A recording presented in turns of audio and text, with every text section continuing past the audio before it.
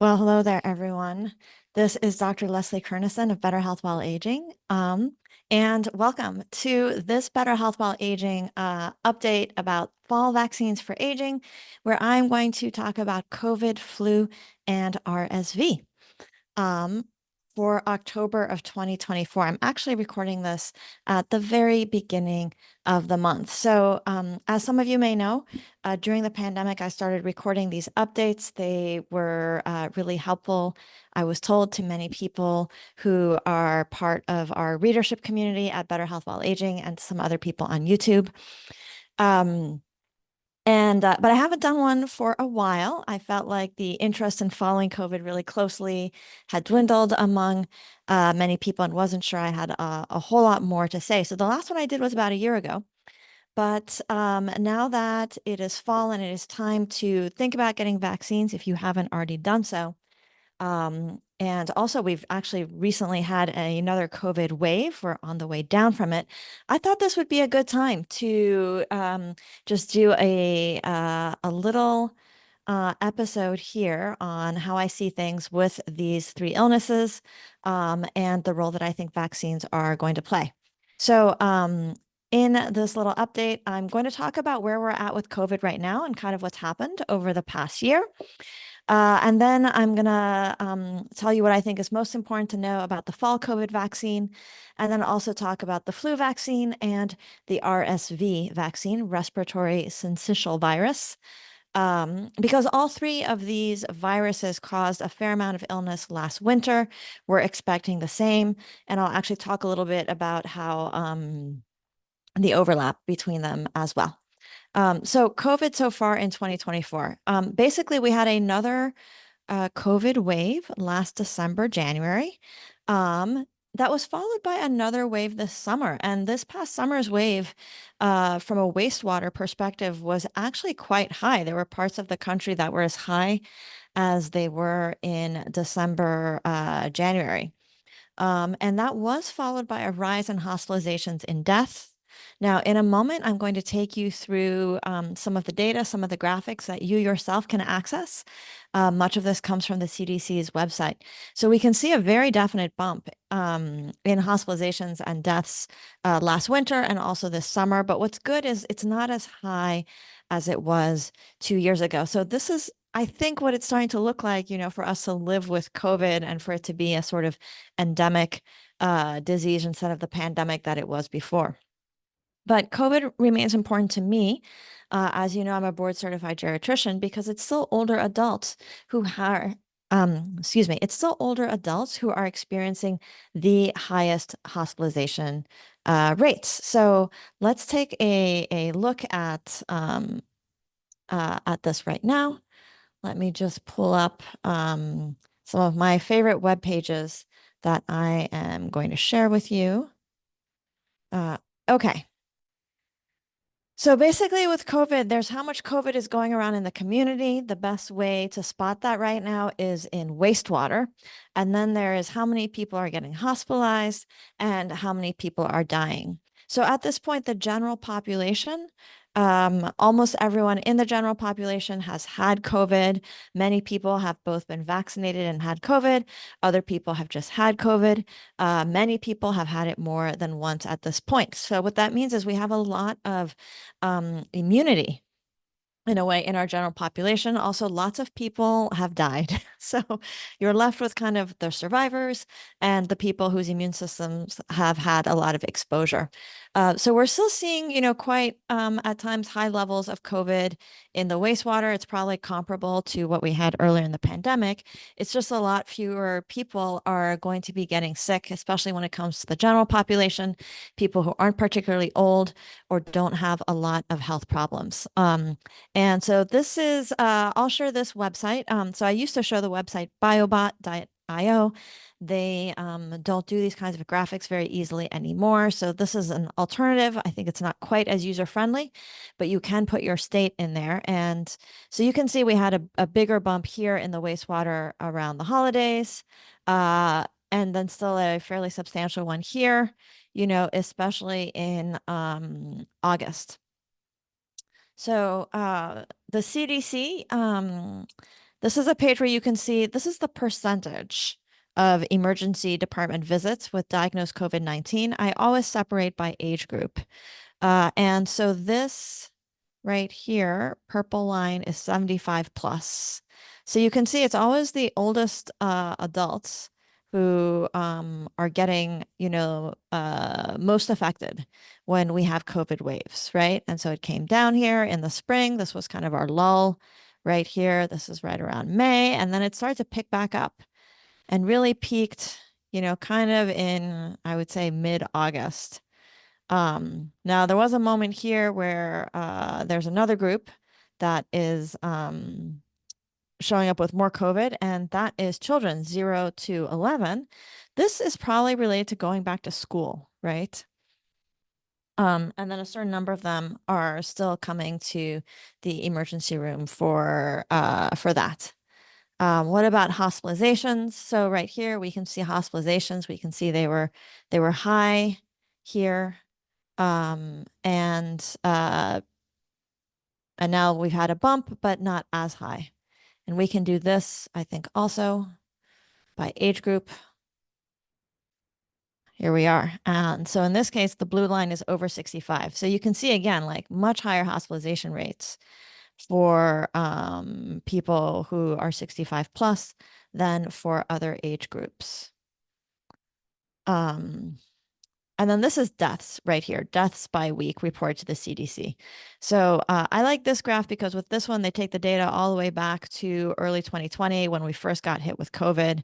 So you can see this was our first wave, that first sort of terrible summer. This was that first December bad spike that we had. This was the following one. But, yep. There we go.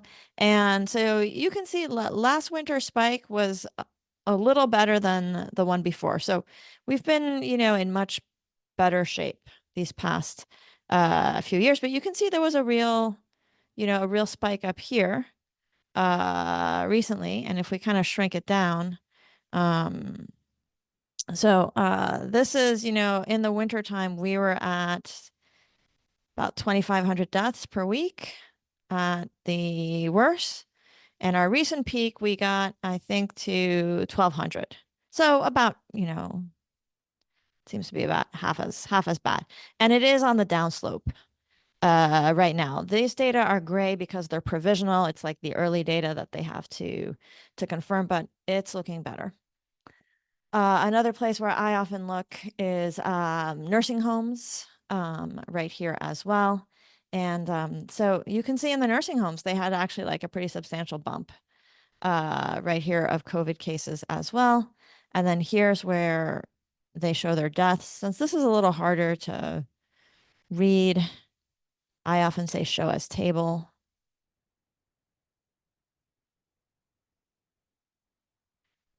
Okay, and so you can see we're at most recent count was 140 deaths for the week ending September 22nd. They got up to about, I think, 150. So it's not that far down from where it was. And you can compare it to previous times. So it's, it's a real phenomenon. And what's interesting about COVID compared to the other viruses that we are having vaccines for right now, like flu or RSV, is that COVID seems to be, around all year. So this is a graph of, these are weekly hospitalizations for respiratory virus associated hospitalizations. So the main ones are COVID. COVID here is in red. We have flu in blue, and we have RSV, respiratory syncytial virus, in green. And so what you can see is that the flu and RSV are really winter viruses. Now we had an early start, I think, to the flu season last year. No, sorry, I'm getting confused about this. No, the flu is right here. It was the previous year that there was an early start. So you can see that flu and RSV really, took off in December, whereas COVID was there throughout the whole fall. We definitely saw it go up, finally came down in the spring, and then it was really the only one that came up in the summer. So COVID seems to be more of a year-round virus where I think just about every year we have seen certainly a peak in December, January, which I think is partly people being indoors, people traveling for the holidays. And then we're also seeing a peak every summer. Okay. So that seems to be our situation with COVID. Okay. So why is the fall vaccine season? So historically, it's because the flu was really something that hit us in the winter.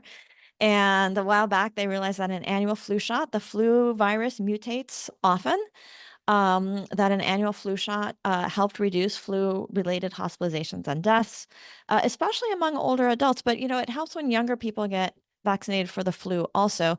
First of all, I don't really talk about children. I'm a geriatrician. Um, but very young children are the other group that's likely to be hospitalized from these kinds of respiratory viruses. So when everybody gets vaccinated, even healthier adults, they'll transmit the flu a little bit less. You can still get the flu or any of these viruses if you've been vaccinated. Depends a little bit on how good the match is if it comes to COVID and flu, but it does help. So for many years we've had, fall flu vaccination.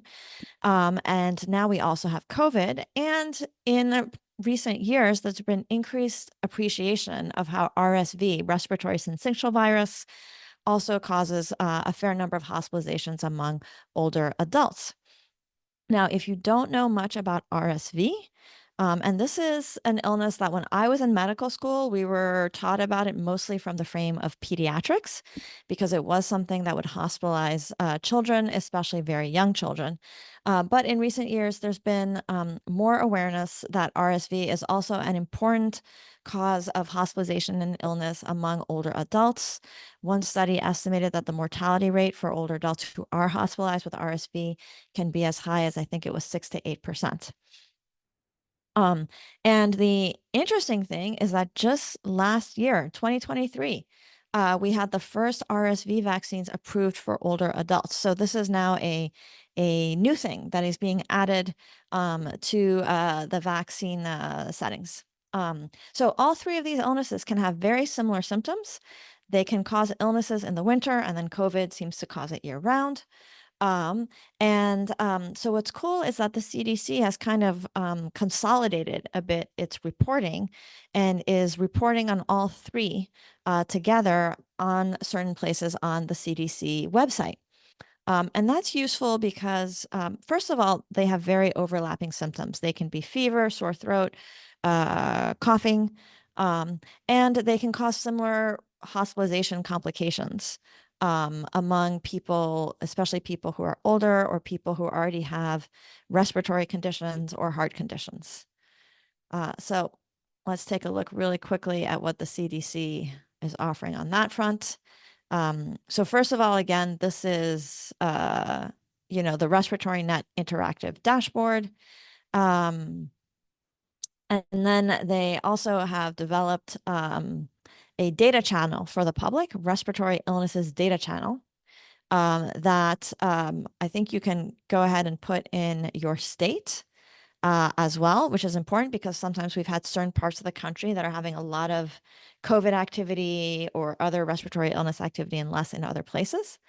And so it kind of gives you a snapshot. It says the overall respiratory virus activity in the United States is low, but that the wastewater viral activity for COVID is high, whereas it's minimal for flu and for RSV.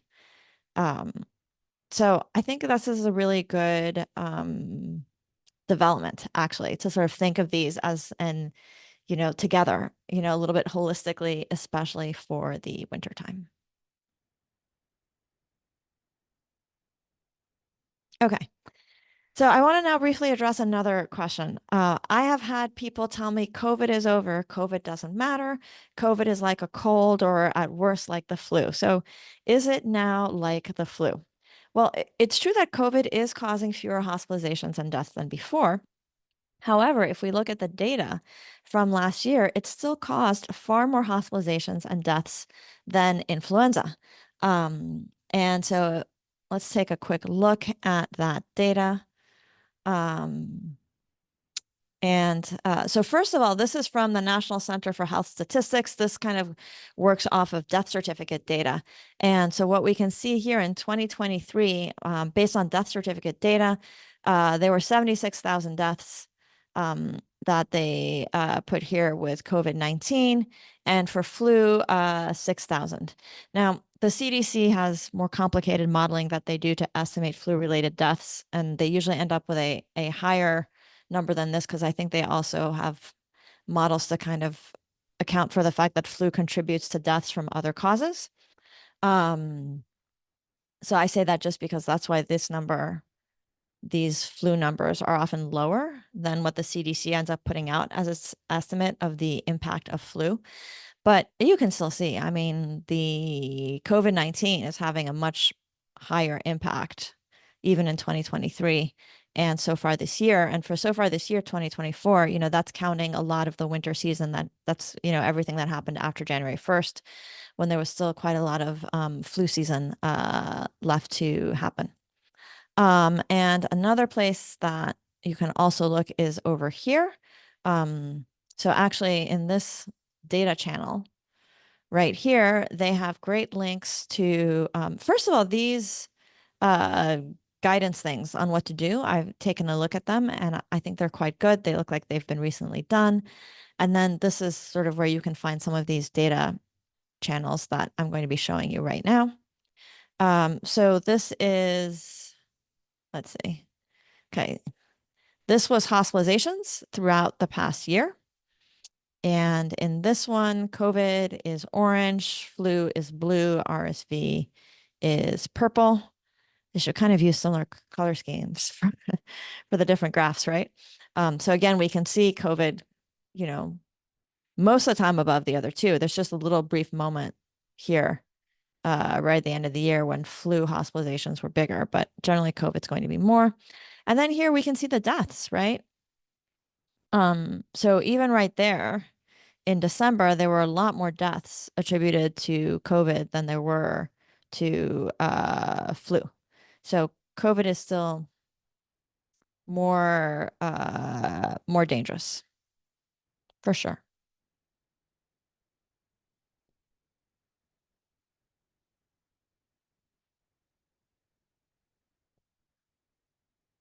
Okay. But there's good news as we go into the winter respiratory virus season, which is that we have vaccines that can be hugely helpful, especially when it comes to people who are older or otherwise medically vulnerable, because vaccination generally reduces the chance for everybody who gets the vaccine of being hospitalized. But the reduction is really meaningful in people who had a significant chance of being hospitalized in the first place.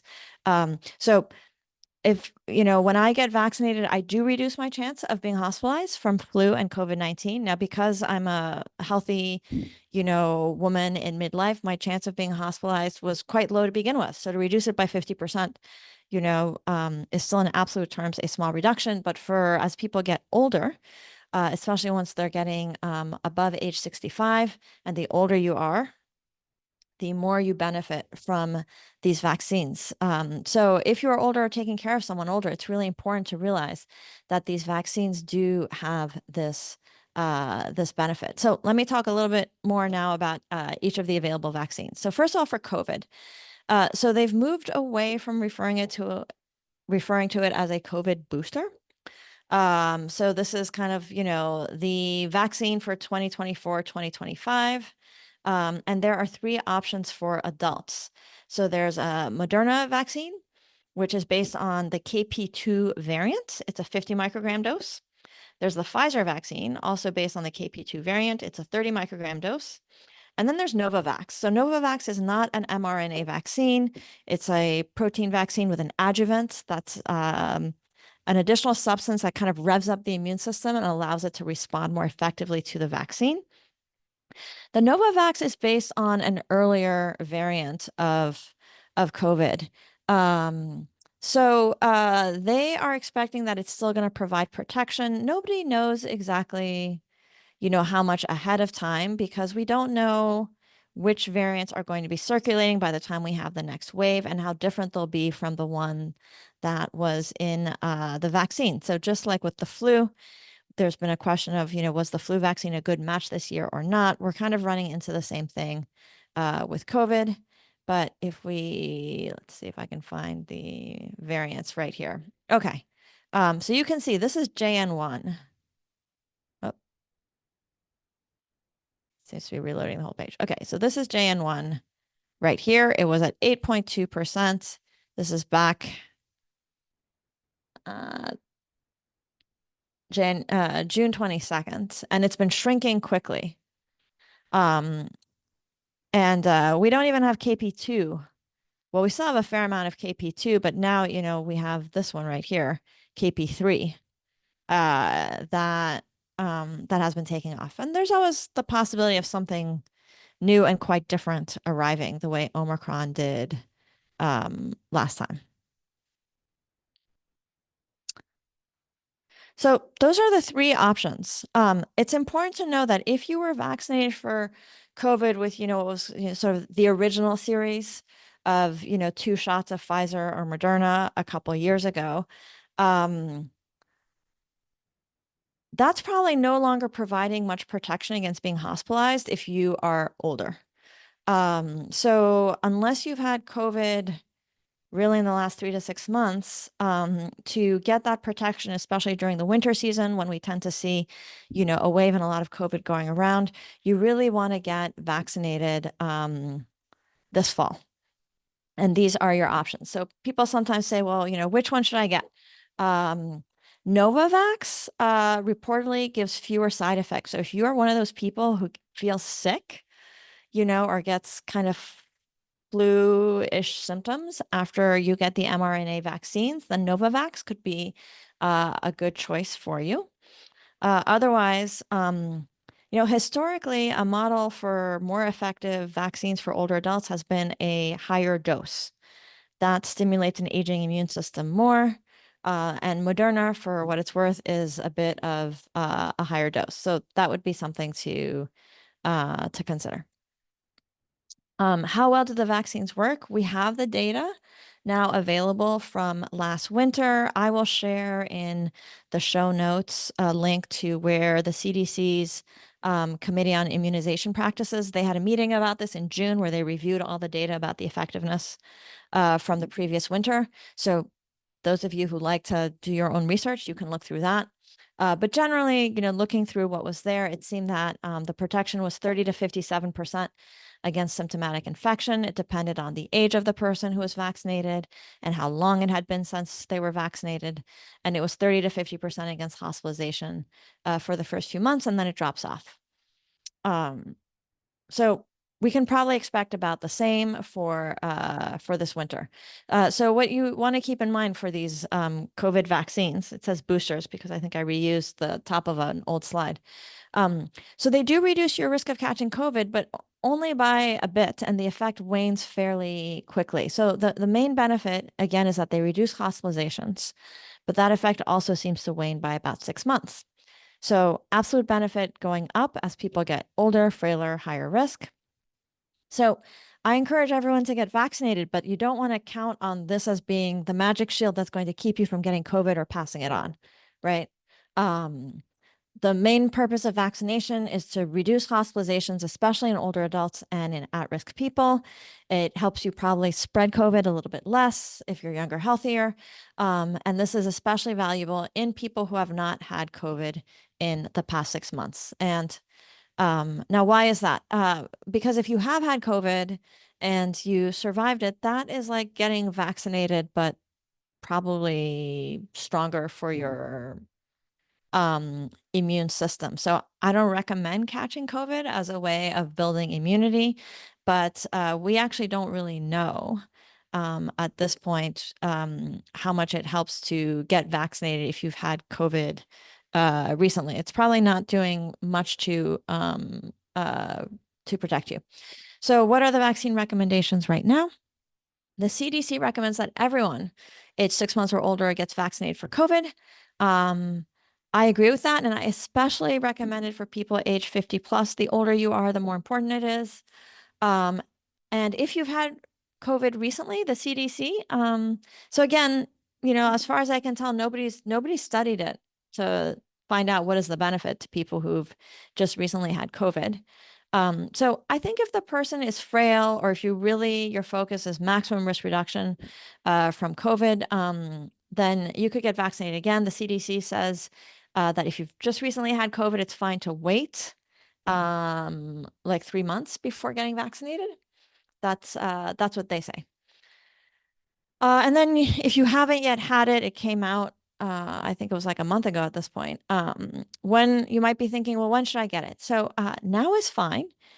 We are in the downslope of a surge.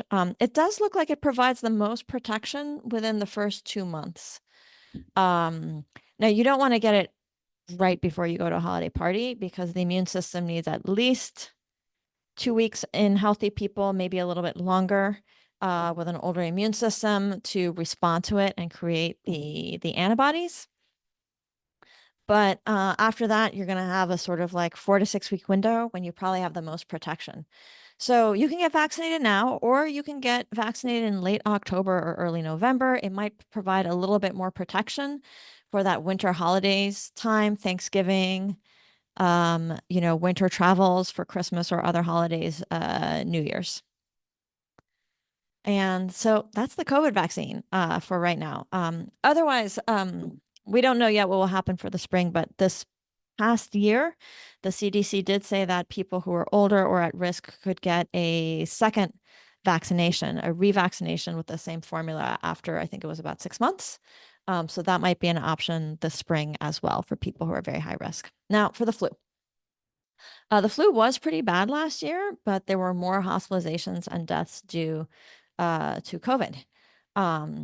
What is the benefit of annual flu vaccination? It reduces your chances of getting sick from the flu, your chances of getting hospitalized or dying, and your chances of transmitting flu to a vulnerable older person. So I think it's definitely worthwhile for people who are older, and for anybody who is interacting often with an older person, whether that is a family member or part of your work. Now, the CDC for the past few years has recommended that older adults try to get one of these 3 flu vaccines that are either designed to be stronger or have been shown to be more effective in randomized trials. And those are Fluzone high dose, Fluad, which contains an adjuvant, and then Flublok, which is made with a recombinant mechanism, which is a little bit different and improvement over the traditional method. And if you want to learn more about flu vaccines, I will share in the show notes a link to the Better Health While Aging article about flu shots for older adults. I just updated it within the last few weeks for 2024. Now, for a while, better flu vaccines were quadrivalent, designed to protect against 2 strains of influenza A and 2 strains of influenza B. But as of this year, all flu vaccines are actually trivalent. Excuse me.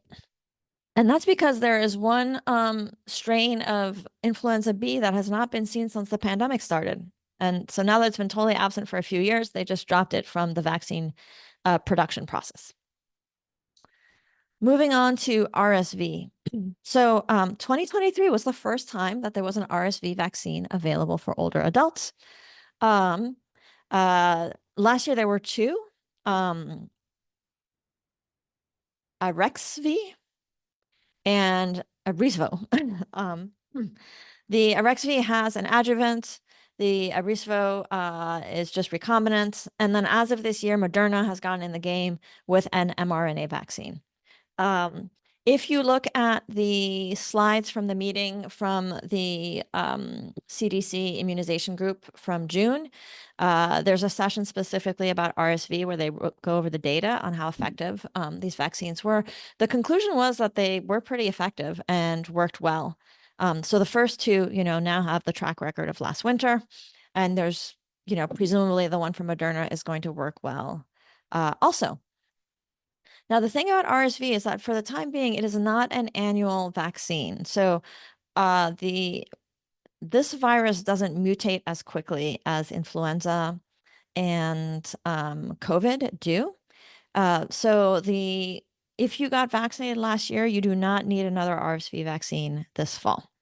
No need to repeat. It's possible that eventually they are going to figure out a revaccination rhythm, just like we get revaccinated for tetanus and a few other things every, 5 or 10 years. But they're still working out what that interval will be for RSV. So if you got that vaccine last year, you don't need it this year. If you did not get it and you are over age 60, I recommend considering it. Now, as of this year, I think last year the CDC recommended what they called shared decision making with all older adults. And the feedback they got from health providers is that shared decision making means let's talk about the pros and cons for you in particular and go from there. That takes a little bit more time, and they felt that not enough people got vaccinated because having that detailed conversation felt like a barrier. There's often not a lot of time in primary care. So the recommendation this year is a little bit different than last year. This year, they just said, we just recommend if you're over age 75, you should get it, right? You should basically be talking to your doctor about your concerns about getting it. Otherwise, you should default to getting it. And then they felt that if you're age 60 to 74, if you are higher risk, you have chronic lung disease, chronic heart conditions, advanced kidney disease, a few other risk factors, then you should get it as well.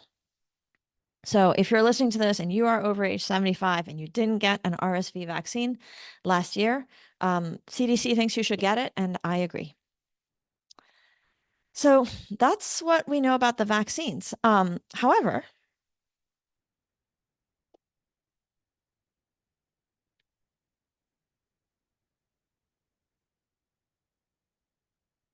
okay, sorry about that. I realized my computer was about to run out of juice.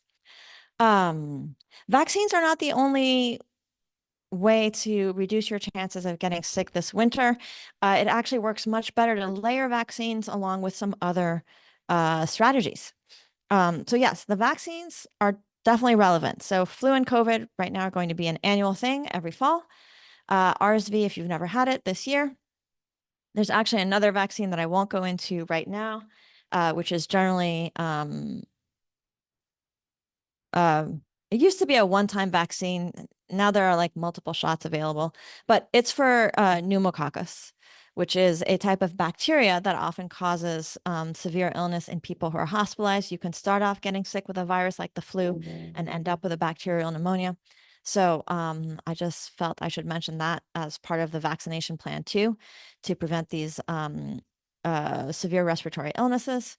But you also want to think about using other precautions against airborne diseases. And again, you can check that CDC respiratory illness data channel to follow virus levels for COVID, flu, and RSV. So what other precautions? COVID and also the flu and also RSV are airborne diseases.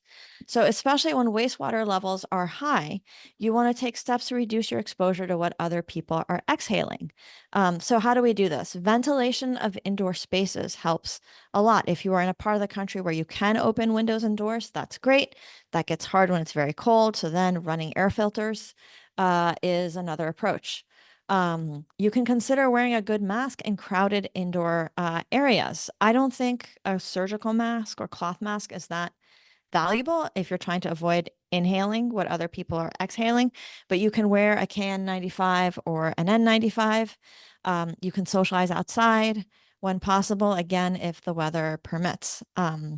Next is, testing if people have any symptoms. So if you are gathering up together, encourage people to first of all consider staying home or wearing a really good mask if they're having any kind of runny nose or symptoms.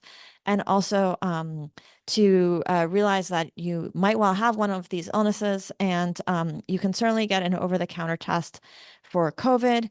And now a lot of urgent cares are able to do rapid testing for flu as well. And you want to be especially careful around nursing homes, frail older adults, and so forth. So just to recap and wrap this up, COVID continues to cause more illnesses and deaths than the flu. RSV causes less illness, but is still significant. So getting vaccinated is a way that you can reduce your risk and help protect people around you. The CDC recommends an annual vaccine for COVID and flu for everybody for this fall, and I agree with them, and it's especially important for people who are over age 65. You can defer COVID vaccination for a few months if you've just had COVID. And then RSV vaccination is also now recommended for everybody who is age 75 or older. I do think it's wise to expect a wave of respiratory illnesses again this winter. And I think the best protection is to combine vaccination with some sensible airborne illness precautions. So ventilate indoor spaces, consider a good mask indoors when virus levels are high. And then you can reduce the spread of these illnesses by getting yourself vaccinated and also by considering wearing a mask if you are having any kind of, cold, sore throat symptoms, or at least wearing a good mask if you are visiting somebody who's a lot older or, vulnerable and at risk of being hospitalized.